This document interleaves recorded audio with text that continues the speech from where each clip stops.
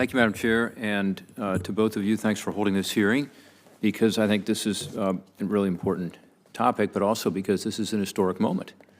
To your children who are here today, being very patient and polite, your mom is the first chair ever of this organization. So we're making history as we sit here this morning, because I believe she is going to be confirmed, and she'll actually get the job, which is what this is all about.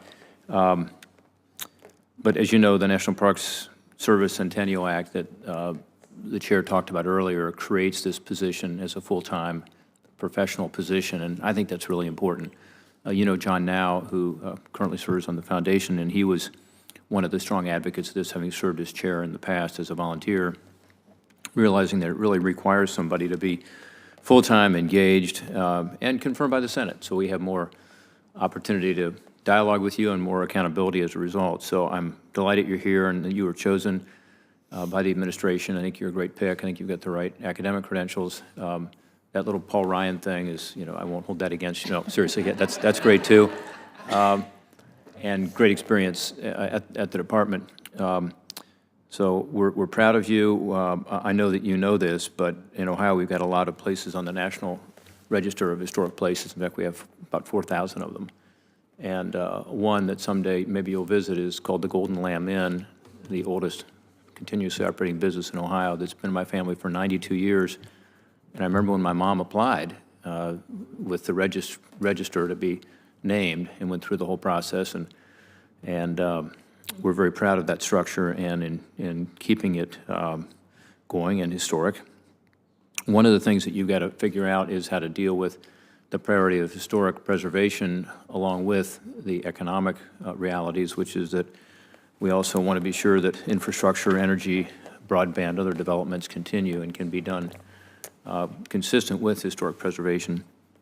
There's an issue that you're going to come up against on the Advisory Council, which is the approval of the FCC, the Federal Communication Commission's program on the so-called Twilight Towers. Mm-hmm.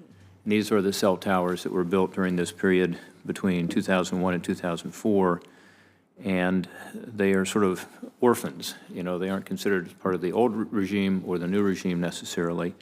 So those that were built during that time have not had the FCC develop rules, fully developed rules regarding the administration of the historic preservation reviews under Section 106 of the National Historic Preservation Act. So one of the concerns that we have in rural Ohio particularly, and I'm sure my colleagues from West Virginia as well as Alaska and Washington have the same issue, is how are we going to build out broadband services?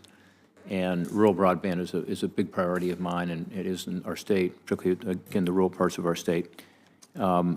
We've got about 4,200 Twilight Towers across the country, and this FCC program comment, which was approved by unanimous consent or a unanimous bipartisan vote, I think presents an opportunity to both have historic preservation and expand these internet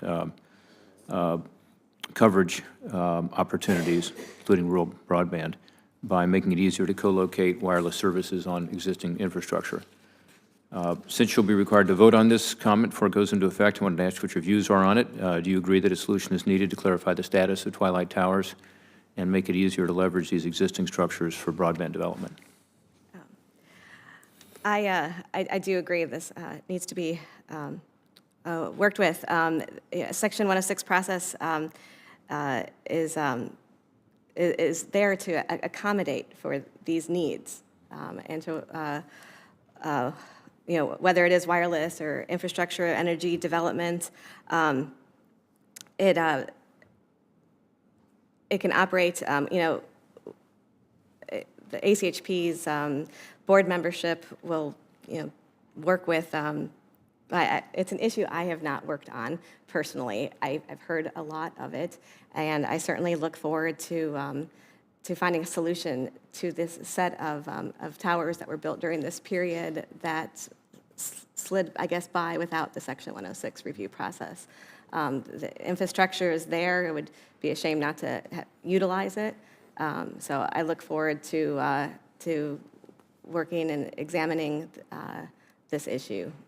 Great. Well, we look forward to working with you. Please stay in touch with us on it. There are about 1 million Ohioans who don't have internet access to their home, and we're pushing on that, and this is one way to ensure that the co-location done properly can provide that access. So we look forward to working with you. You're also going to be a member of the Federal Permitting Council. I hope you will take that role seriously and attend those meetings.